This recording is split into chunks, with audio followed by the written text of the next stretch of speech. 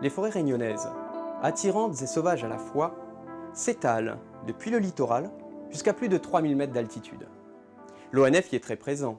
Le domaine que nous gérons couvre environ 40% de la superficie de l'île. Les milieux naturels y sont très variés. Les missions que nous y menons sont nombreuses.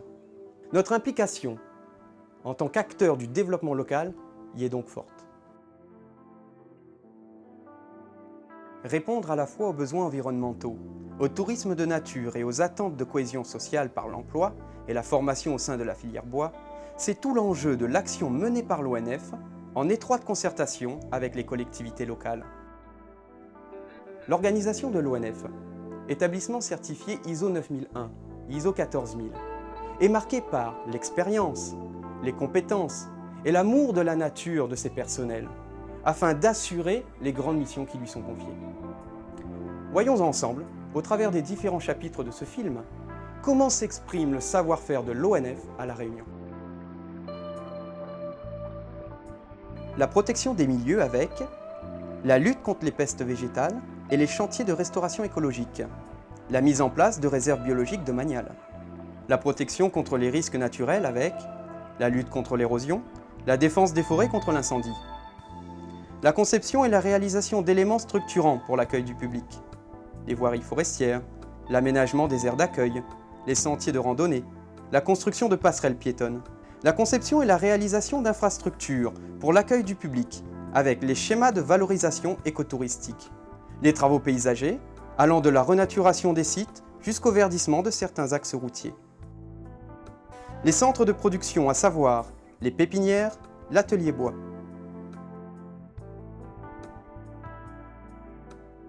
C'est une équipe de professionnels qui est à l'écoute de vos projets pour la réalisation complète de vos chantiers, qui s'étend de l'étude au suivi complet des travaux, avec 2 maîtres mots, l'insertion et la formation. En s'appuyant sur sa mosaïque de compétences, l'ONF, avec savoir-faire, mais aussi avec passion, veille à l'équilibre des milieux, pour les hommes d'aujourd'hui, mais aussi pour les générations de demain. Allons battre carré ensemble, voir qu'ossa l'ONF y fait pouzotte à La Réunion.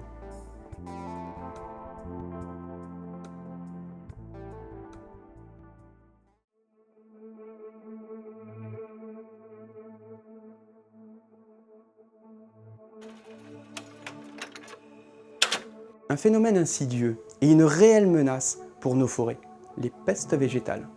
Avec le fort soutien du Conseil général, les forestiers livrent un combat au quotidien pour lutter contre ce fléau et reconstituent nos forêts longtemps. Alors comme dans beaucoup d'îles océaniques, à La Réunion, on a un gros problème d'invasion biologique qui constitue donc la première menace pour la biodiversité.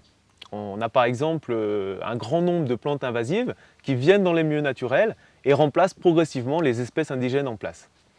Donc pour contrecarrer ce phénomène, l'ONF a mis en place, grâce à une très forte implication des collectivités locales et de l'Europe, des chantiers de lutte contre les plantes invasives depuis les années 1980. Aujourd'hui, ça constitue une des activités majeures de l'ONF, financée donc principalement par le département, l'Europe, l'État et le Conservatoire du littoral.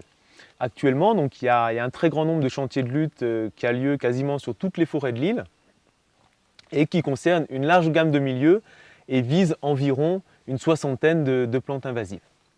Donc il y a à peu près l'équivalent de 100 ouvriers forestiers qui travaillent à temps plein sur la lutte contre les plantes invasives, également beaucoup de personnel en insertion professionnelle.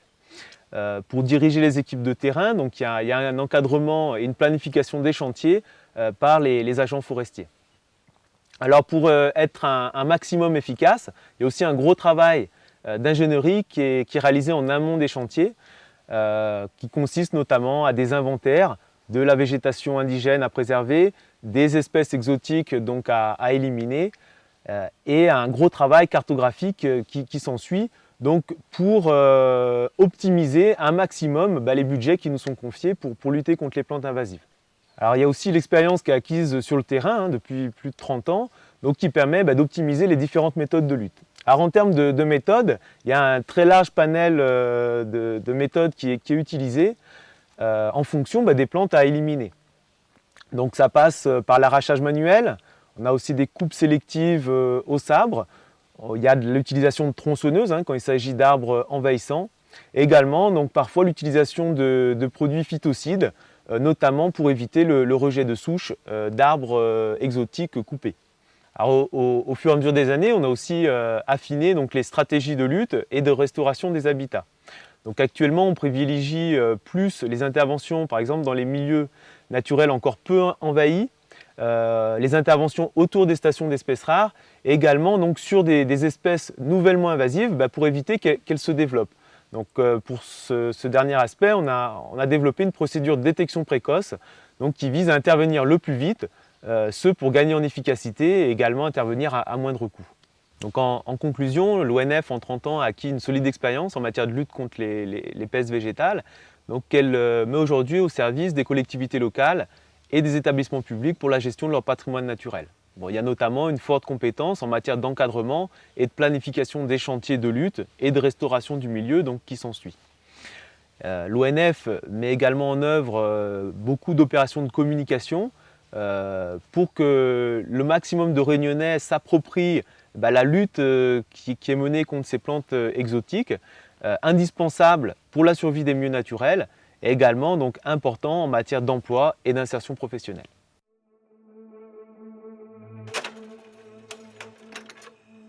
J'ai la ferme espérance que la législation forestière rendra à notre pays les richesses qu'il recelait autrefois. C'est une déclaration d'Hubert de L'Isle, datant de 1853. Depuis la création en 1958 de la réserve de Marlongue, les générations de forestiers savent préserver cette biodiversité.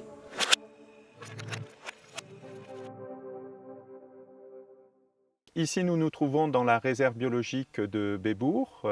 C'est une réserve qui couvre 5000 hectares au cœur de la Réunion. On se retrouve en fait donc, dans le parc national, dans les hauts de la Réunion. Et cette réserve est en fait un des axes principaux en fait, de la protection de la nature pour l'ONF. L'ONF gère à La Réunion plus de 20 000 hectares de réserves biologiques. Et dans le cadre donc, de la gestion de ces réserves, nos compétences s'affichent dans la rédaction des plans de gestion. Les plans de gestion sont des documents qui sont élaborés avec l'appui de scientifiques et permettent en fait de planifier, de mieux connaître les réserves, de planifier les actions sur plusieurs années. En général, c'est sur 5 à 10 ans. Donc les plans de gestion permettent de planifier, comme je le disais, donc, les travaux qui sont essentiellement sur la réserve de Bébour, la lutte contre les espèces exotiques envahissantes.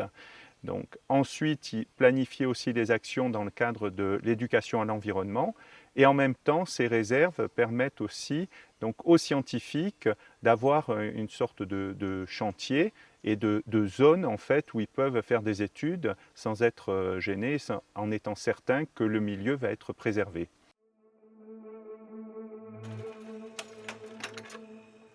La meilleure protection contre l'érosion reste le couvert végétal. À travers les images que nous allons voir, regardons comment le pôle risque naturel de l'ONF développe ses compétences pour lutter contre les phénomènes érosifs.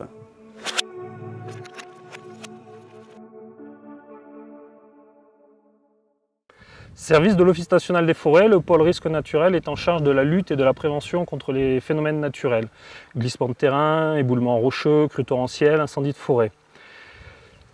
Les services de restauration des terrains en montagne sont des services précurseurs dans la lutte contre ces phénomènes depuis une centaine d'années. Aussi, la direction régionale a décidé de développer ce champ de compétences sur l'île et donc a mis en place ce service qui est en charge entre autres de l'ingénierie, de l'expertise et de la réalisation de travaux contre ces phénomènes. Les techniciens et les cadres de l'Office national des forêts possèdent ainsi un grand champ de compétences théoriques et pratiques dans les domaines de la géologie, l'hydrologie, l'hydraulique, la réalisation d'ouvrages de génie civil en zone de montagne. Les réalisations sont nombreuses, de type gabion, lutte contre les phénomènes d'érosion, barrages, travaux de pistes et de sentiers en accès difficile, protection contre les chutes de blocs rocheux et le confortement de falaises. Faisant suite au passage du cyclone Hyacinthe en 1980, avec des pluies intenses pendant plus de 10 jours, occasionnant des dégâts importants, notamment des glissements de terrain à Grand-Îlette, les pouvoirs publics ont confié à l'Office national des forêts la mission de développer des travaux de lutte contre l'érosion des sols. Notre équipe d'ouvriers de Grand-Îlette possède une expérience de plus de 20 ans dans la lutte contre les phénomènes érosifs. Nos murs en gabion allient esthétique et efficacité qui s'intègrent bien dans un paysage naturel. Pour contenir les mouvements de sol, on utilise des fascines en goyavier tressé qui contribuent à l'apparition naturelle de la végétation une fois que le terrain est stabilisé. Les mesures de protection anti-érosion permettent une stabilisation immédiate des sols, remplissant ainsi une condition primordiale pour une végétalisation durable.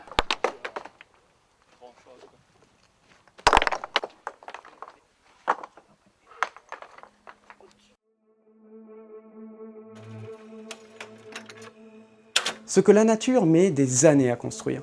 Le feu peut le détruire en quelques instants.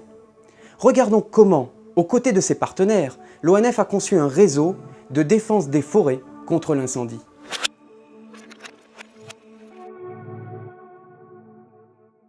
Nous sommes dans le massif des Hauts-Soulevents. Cette forêt, propriété du département, est gérée par l'Office national des forêts. Elle a la particularité de se situer en altitude. Sur le site, nous avons le Grand Bénard à 2881 mètres. Elle est donc exposée à des conditions climatiques très rudes. En plus, c'est une forêt très fréquentée. C'est un haut lieu du pique-nique réunionnais. Nous sommes en plus sur le site du Maïdo. La plus grande menace pour ce massif, c'est le feu. Historiquement, aucun moyen de lutte n'était engagé contre les incendies. Il s'arrêtait naturellement. Malheureusement, en 1970, un grand feu de 4500 hectares a fait prendre conscience au département et à l'Office national des forêts qu'il fallait engager des moyens de lutte. On s'est tourné vers la métropole pour voir ce qui se faisait et à l'époque c'était la période des pare-feux. Donc nous avons installé un réseau de pare-feux sur ce massif. L'utilisation de ces pare-feux a montré leur efficacité dans certaines parties et au contraire l'effet inverse dans d'autres. La végétation morte sur le pare-feu servait de mèche et permettait au feu de passer d'un bord à l'autre. Un nouveau plan de lutte a donc été mis en place et il s'est basé sur des pistes et des retenues collinaires. Ce deuxième plan a principalement concerné le bas du massif, donc toute la partie Tamarinet. Aujourd'hui, il nous reste le problème de la partie haute, qui correspond à la Planaise, 3500 hectares de végétation unique au monde. Le problème rencontré, c'est la montée du brouillard dès 10h ou 11h du matin. Et donc, impossibilité d'intervenir avec des hélicoptères. Donc, on a monté un plan de lutte avec les pompiers, le département, pour équiper ce massif, prééquiper ce massif de moyens de lutte qui nous serviront même si le brouillard monte. Ça consiste principalement à mettre des réserves d'eau dans des poches plastiques. Ainsi, quelles que soient les conditions climatiques, les équipes d'intervention pourront se ravitailler sur place.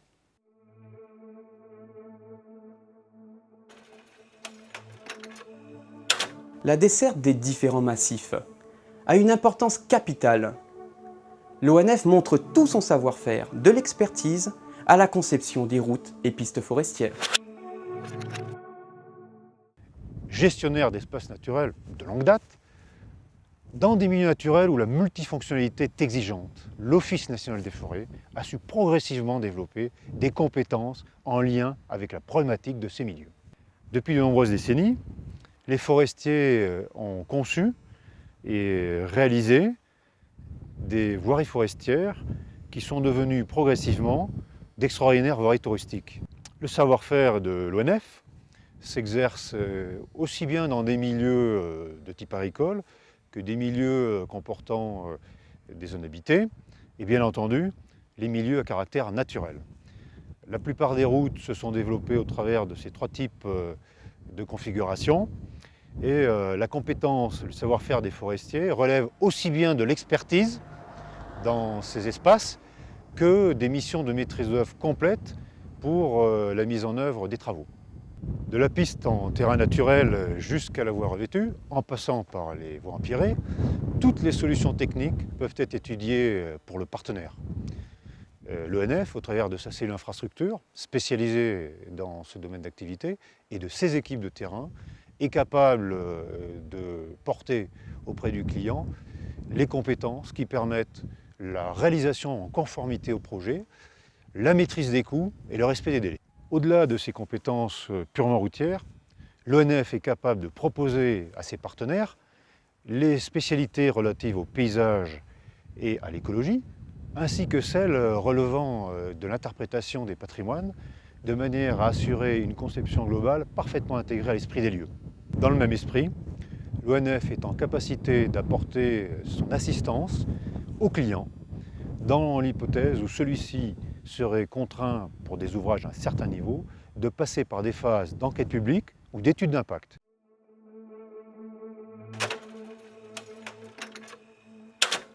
« 350 aires d'accueil aménagées, 236 kiosques, 887 tables bancs.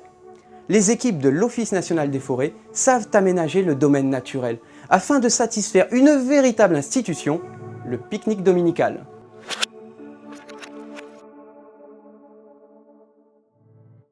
Nous sommes ici à 1575 mètres d'altitude sur le site de la Fenêtre des Macs. La Fenêtre des Macs est un point de vue privilégié sur le cirque de Cilaos. À partir du belvédère que nous avons derrière nous, nous voyons l'ensemble du cirque de Cilaos. C'est vraiment un point de vue très agréable et très couru du public réunionnais et des touristes. Le parti pris du nouvel aménagement est de déséquiper le site de ces aires de pique-nique, le pique-nique étant redéployé plus bas, et de remodeler l'ensemble pour un accueil plus agréable. En remodelant cet talus, en supprimant quelques arbres, nous avons ramené de la lumière et supprimé des accès qui étaient potentiellement dangereux. Nous avons aussi redessiné tous les accès et les cheminements, un escalier qui n'existait pas derrière moi, une rampe accessible tout public qui permet un cheminement pour des fauteuils roulants. Le pari d'aménagement de ce site est d'arriver à une réalisation paysagèrement totalement intégrée. Pour ce faire, nous avons réuni toutes nos compétences disponibles. En premier lieu, les compétences du paysagiste qui a été présent tous les jours pendant les travaux de modelé de terrain pour accompagner l'entreprise spécialisée. Ce sont aussi les compétences des forestiers de terrain qui sont intervenus pour les travaux de revégétalisation puisque le site a été entièrement renaturé. Toutes les petites taches vertes qu'on voit, ce sont des plantes qui ont été retirées en forêt pour être replantées ici. Et dans un an, on aura un site méconnaissable sur lequel on n'aura pas l'impression qu'il y a eu récemment des travaux lourds. Et puis, ce sont aussi les compétences des chantiers d'insertion qui apportent une main-d'œuvre importante qui permet de réaliser tous les travaux de finition. La forêt d'étang salé est une forêt de type périurbain, c'est-à-dire qu'elle est située à proximité de pôles d'habitation importants, comme la ville de Saint-Louis, la ville d'étang salé bien sûr, ou la ville de Saint-Pierre. Cette proximité des zones urbaines entraîne, étant donné les facilités d'accès de ce massif, une forte fréquentation pour les activités de plein air, c'est-à-dire le jogging, la promenade, le cheval, le vélo. Toutes ces activités cohabitent à l'intérieur du même massif. Le rôle de l'ONF est de proposer des solutions d'organisation de ces activités pour que chacun puisse se consacrer à son activité sans être gêné par les autres. Pour chacune de ces réalisations, nous devons rechercher et mettre en œuvre des solutions originales. Nous mettons en place également des émarchements anti-érosifs dans les zones de sable. Concernant le VTT, nous avons mis en place un nouveau type de stabilisé qui est fait d'un mélange de sable et d'une colle végétale. Ce matériau est donc un matériau 100% écologique et qui a l'avantage en plus de drainer les eaux de pluie et d'éviter les ravinements. Par ailleurs, nous recherchons la meilleure intégration paysagère possible de ces équipements. C'est pour ça que nous végétalisons tous ces itinéraires à l'aide d'espèces endémiques ou indigènes qui sont par ailleurs équipés d'un réseau d'irrigation afin de faire face à l'extrême sécheresse du milieu. Ainsi, nous avons acquis une bonne expérience dans le domaine de la réalisation des équipements de plein air et nous sommes au service de quiconque voudrait réaliser de nouveaux projets afin de les aider à les mettre en œuvre.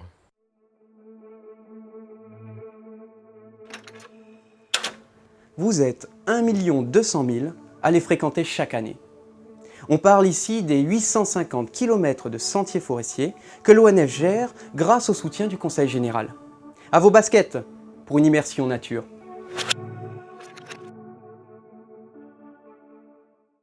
L'Office national des forêts peut concevoir et aménager des itinéraires de liaison, de découverte, c'est-à-dire des sentiers pédestres, des sentiers équestres, des sentiers de VTT. L'ONF peut donc réaliser, selon les modalités suivantes, avec les ouvriers de l'ONF, avec les employés du client, ou dans le cadre d'un chantier d'insertion, ou à l'entreprise.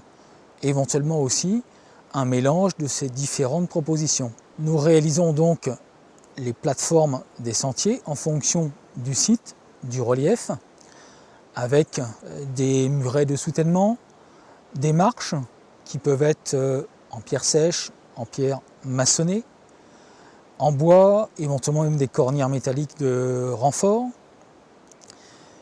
Nous tenons compte de l'érosion, nous sécurisons éventuellement le sentier selon la pente et le vide qu'il peut y avoir juste à côté, en plaçant éventuellement des mains courantes côté amont. Nous mettons en place une signalétique qui peut être des panneaux bois, de la peinture sur le support naturel sur place, installer un balisage éventuellement selon l'itinéraire de randonnée qui peut être demandé. Nous entretenons donc les sentiers ou pouvons conseiller pour l'entretien de ces itinéraires. Nous réparons. Nous pouvons aussi donc expertiser selon des données chiffrées les travaux éventuels selon les désirs du client. Bien sûr, l'ONF tient compte du patrimoine, écologie, paysage, culture des habitants. Notre île possède un relief accidenté.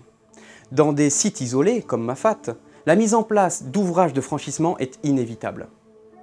Dans un souci sécuritaire et paysager, notre équipe de professionnels se veut pluridisciplinaire.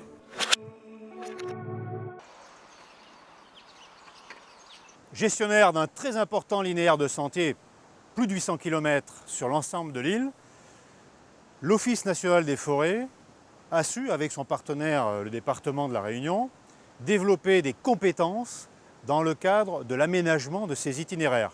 Ces compétences sont variées et s'exercent en particulier dans le domaine des ouvrages complexes, dans des conditions d'accessibilité parfois extrêmement difficiles, comme c'est le cas ici sur cet ouvrage situé dans le cercle de Mafate, avec des contraintes fortes liées à l'écologie, liées au paysage, liées aux risques naturels, et en prenant en considération la mise en sécurité dans des conditions les plus raisonnables possibles pour le public qui fréquente ce type d'ouvrage, l'Office national des forêts, donc, seul ou en association avec des bureaux d'études spécialisés, peut concevoir et réaliser de telles opérations.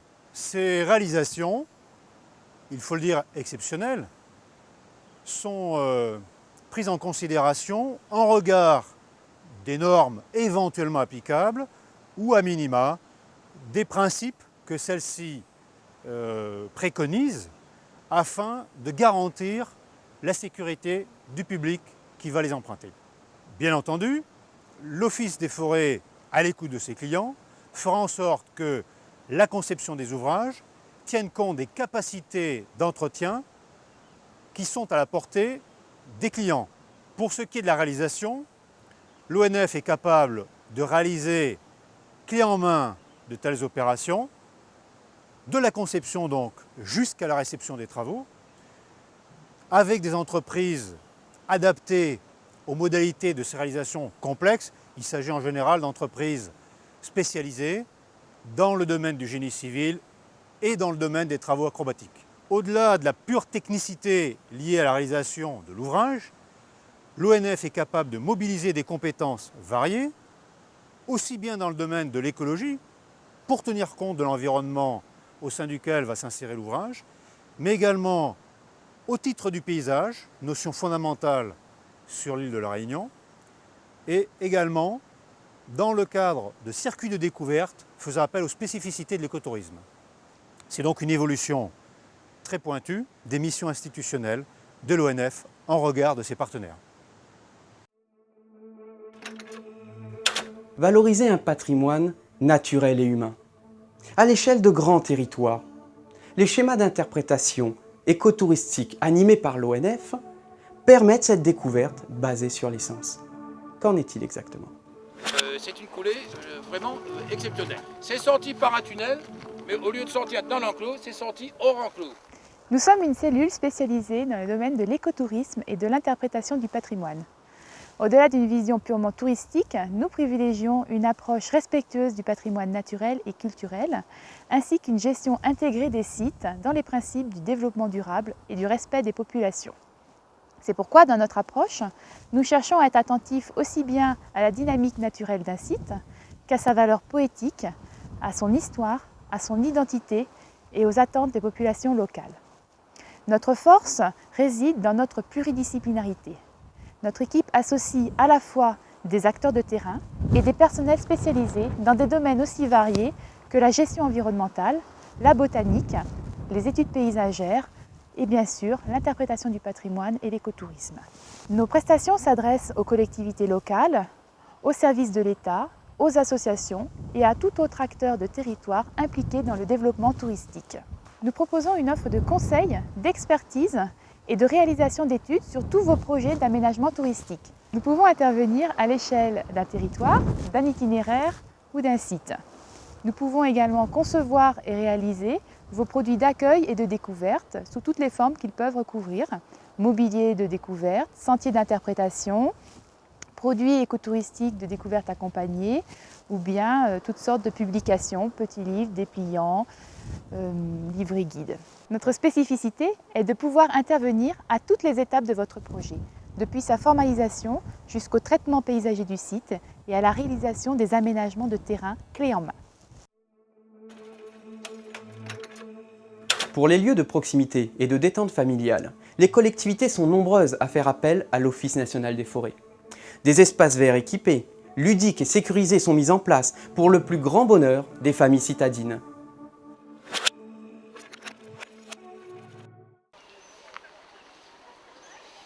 Depuis de nombreuses années, l'Office national des forêts à La Réunion s'est impliqué dans le domaine des espaces verts et du cadre de vie. L'Office a développé cette compétence en s'appuyant sur deux spécialités particulières qui sont le paysagisme et l'aménagement de sites pour l'accueil du public. De nombreux partenariats ont émaillé la vie de cette compétence.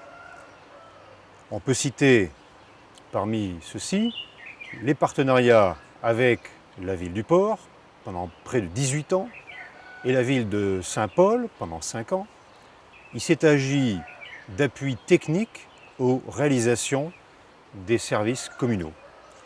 Mais on peut également citer une maîtrise d'œuvre particulière qui a conduit à la réalisation d'un parc communal de type urbain, aménagé d'une façon très naturelle malgré tout, pour le compte de la ville de Brapanon. Il s'agit du parc des berges de la rivière du Mas, au sein duquel nous nous trouvons aujourd'hui. L'Office national des forêts, toujours à l'écoute de ses clients et partenaires, est capable d'assister l'action de ceux-ci pour la réalisation, qu'il puisse s'agir d'une assistance auprès des régies communales, auprès d'équipes d'insertion, y compris portées par le système associatif, qu'il s'agisse d'opérations d'acquisition de fournitures ou de réalisation de travaux à l'entreprise. Bien entendu, une combinaison à la demande du client de ce type de mise en œuvre est tout à fait possible. L'Office peut intervenir à la demande de ses partenaires, soit dans le cadre de conventions, soit s'il s'agit d'opérations relevant du champ concurrentiel, en répondant à des consultations légales dont la forme est déterminée par le partenaire. Ces spécialités liées à l'aménagement de sites relevant de la compétence de type espace vert restent en lien fort, donc, comme vous l'avez compris, avec le paysagisme, et nous en verrons également des applications en lien avec l'aménagement de bords de voies, dont le côté naturaliste permet aux habitants de bénéficier d'un cadre de vie amélioré.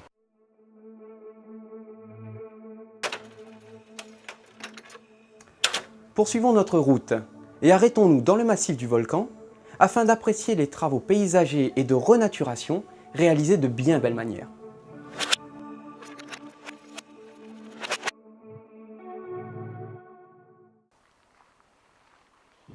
La renaturation est une technique qui permet de réhabiliter des zones dégradées en reconstituant le milieu naturel. Alors ici, nous sommes à 2300 mètres d'altitude sur le massif du Piton de la Fournaise et les conditions climatiques et naturelles sont extrêmement difficiles pour la végétation puisqu'on connaît donc du gel en période hivernale, on a des problèmes de vent, on a également donc des problèmes de sécheresse marquée et d'insolation, mais également des sols squelettiques et extrêmement dégradés et difficiles pour la végétation. C'est donc dans un contexte assez difficile qu'on a donc mené des travaux de renaturation qui se sont déroulés dans un cadre totalement innovant, totalement expérimental, puisque c'était la première fois qu'on faisait ce type de travaux sur le massif du volcan. Et donc on a déployé cette technique sur divers sites, notamment donc le Piton-la-Croix, là où nous sommes aujourd'hui, sur des abords de retenue DFCI, également sur l'accès au cratère Commerson, un peu plus bas, et puis également sur le belvédère du pas de Bellecombe, mais aussi sur la table de lecture du paysage du pas de Bellecombe. La demande pour la réalisation du chantier du pas de Bellecombe autour du relais du volcan était de renaturer une zone très abîmée par une forte fréquentation, de recréer des chemins d'accès vers le belvédère et le relais du volcan et de créer une piste pour les personnes à mobilité réduite. Le passage des visiteurs a été réalisé avec l'utilisation de pierres de lave. Et pour empêcher les voitures d'accéder sur le site, nous avons pris des blocs de scories sciés qui servent de borne. La demande pour le Piton-la-Croix était d'intégrer une retenue pour la DFCI et de retravailler les fronts de taille de l'ancienne carrière. Les clés de la réussite pour la réalisation de ce chantier sur le Piton-la-Croix ont été le tracé avec une forme libre du bassin pour s'intégrer le mieux au paysage, la pose d'une bâche noire pour diminuer l'impact visuel, l'utilisation de matériaux scoriacés pour créer des merlons de forme libre autour du bassin et la reconstitution des pentes naturelles du Piton. Tous ces aménagements ont été réalisés avec des professionnels de l'Office national des forêts, compétents et amoureux du travail bien fait. La qualité de nos réalisations est un atout majeur pour l'aménagement en milieu naturel.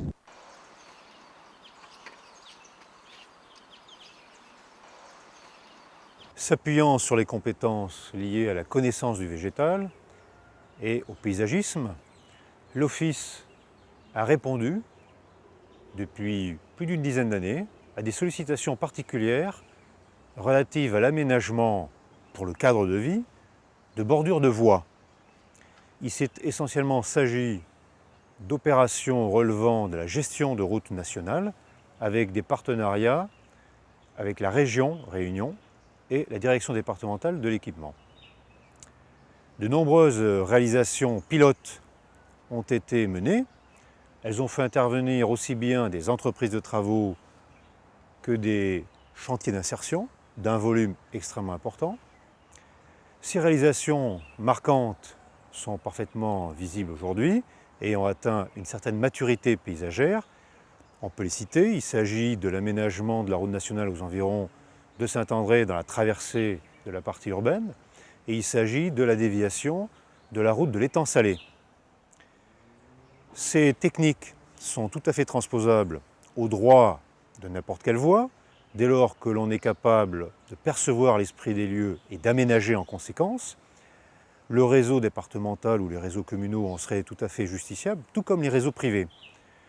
l'Office national des forêts, dans ce domaine de compétences un peu particulier, est capable d'intervenir de la conception jusqu'à la réalisation des travaux en mixant des appuis techniques aussi bien auprès des services communaux que des entreprises en charge de la réalisation des travaux, que des associations pouvant être combinées avec des chantiers d'insertion.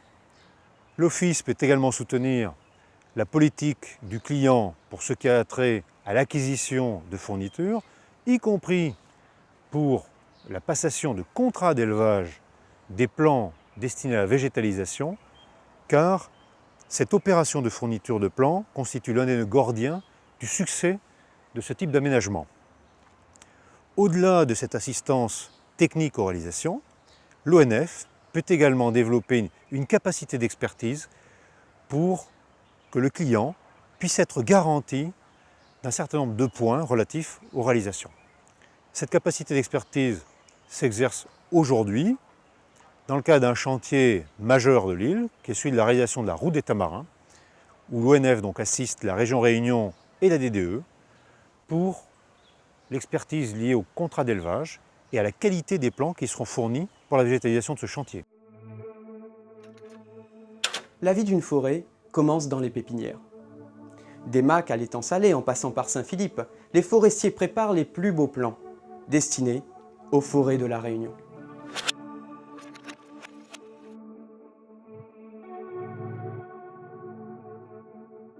L'Office national des forêts réalise dans les forêts du département de la Réunion des travaux sylvicoles de régénération ou de restauration. Les travaux de régénération, par exemple, après la coupe des tamarins des Hauts, lorsqu'il s'agit de reconstituer un nouveau peuplement. Des travaux de restauration, lorsqu'il s'agit de cicatriser la forêt, par exemple, après l'arrachage du raisin marron. À chaque fois qu'on peut le faire, on utilise les ressources naturelles en place, les dynamiques naturelles. Par exemple, les graines qui sont dans le sol sous les tamarins ou les jeunes plants qui se sont ressemés naturellement. Mais ce n'est pas toujours possible. Et à ce moment-là, il faut planter de jeunes plants qui sont produits en pépinière. Nous disposons de plusieurs pépinières, chacune correspond à des conditions de climat différentes. Par exemple, à Saint-Philippe, où le climat est chaud et humide, à l'étang Salé, où il fait chaud et sec, et ici au Tampon, où nous avons des conditions propices à la production de plants de montagne. Alors, nous produisons essentiellement pour nos propres besoins, pour les forêts du département de la Réunion, qui correspondent à des besoins précis, avec des essences qui sont prises à proximité de l'endroit où elles vont devoir être replantées.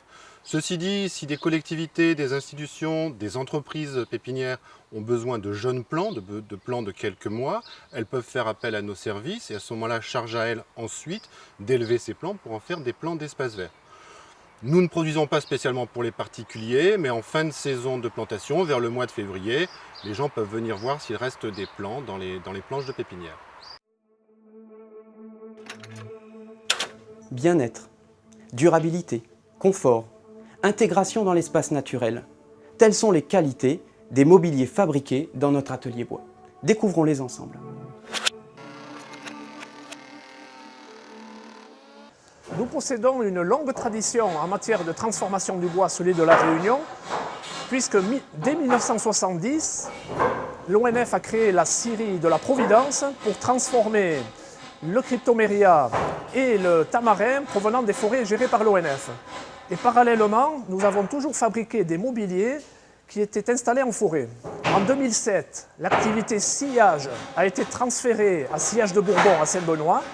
Et en même temps, la même année, nous avons consolidé et concentré notre fabrication de mobilier bois sur l'atelier bois de la Réunion qui est ici à Saint-Denis, dans les anciens locaux de la scierie.